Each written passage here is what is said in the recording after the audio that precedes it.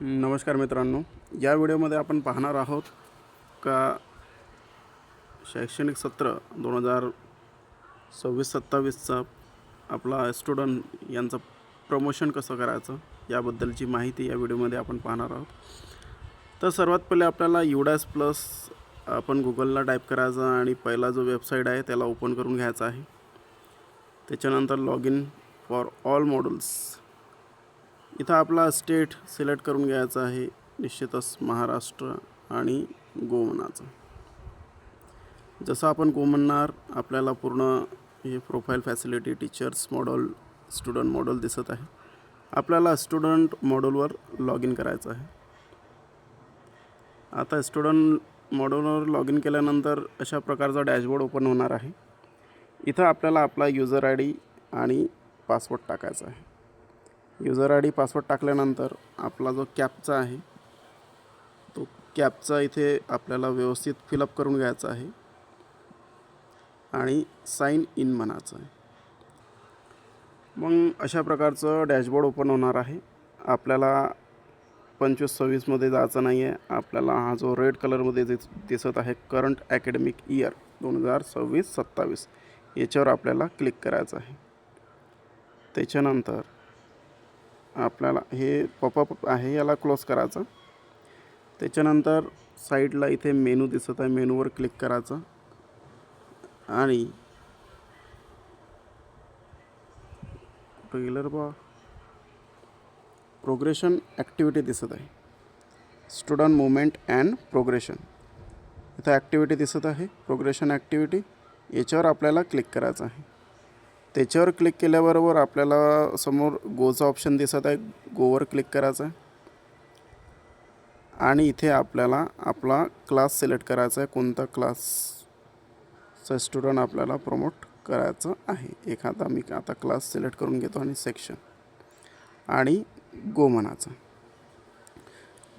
आता जसं आपण गो म्हणणार तसं इथे आपल्याला आपला जो डेटा आहे, आपला जो स्टुडंट डेटा आहे तर सर्व डेटा इथं आपल्याला दिसणार आहे। मग आता विद्यार्थी या साईडला आता विद्यार्थ्यांचं सर्व माहिती आहे आणि हे फिलअप करताना आपल्याला आपल्या विद्यार्थ्यांचा number of days school attendance किती दिवस उपस्थित होते म्हणजेच आणि पर्सेंटेज म्हणजे जर का आपण आपला निकाल जवळ ठेवलं तर हे भरायला सोपं होईल।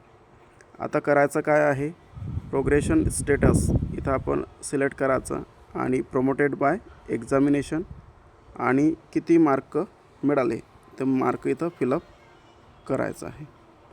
आता हे पर्सेंटेज मी इथं फिलअप केलेलं आहे, पर्सेंटेज फिलअप केलेलं आहे आणि किती दिवस शाळेत हजर होते तर ते दिवस इथं मी फिलअप केलेलं आहे आणि studying in semi school otherwise left school with TC और विदाउट TC जर का आपण TC दिलेलं असेल तर लेफ्ट स्कूल विथ TC करायचा आणि जर का आपल्या शाळेतच शिकत आहे तर स्टडिंग इन सेम स्कूल करून टाकायचा।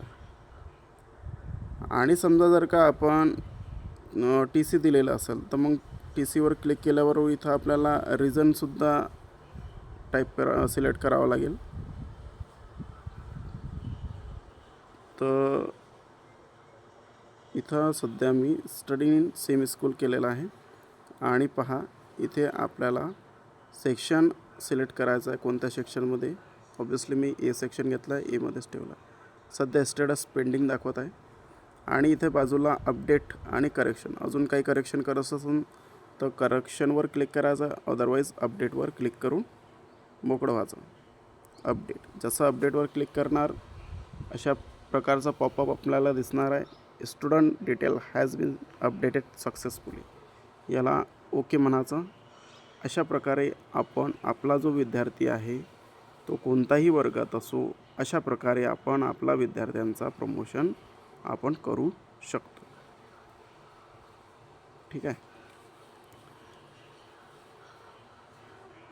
आता यामध्ये काही प्रॉब्लेम असेल, अडचण असेल तर मला कमेंट बॉक्समध्ये कळवा, निश्चितच मी रिप्लाय देईन आणि काही अडचण असेल तर सोडवूया आपण।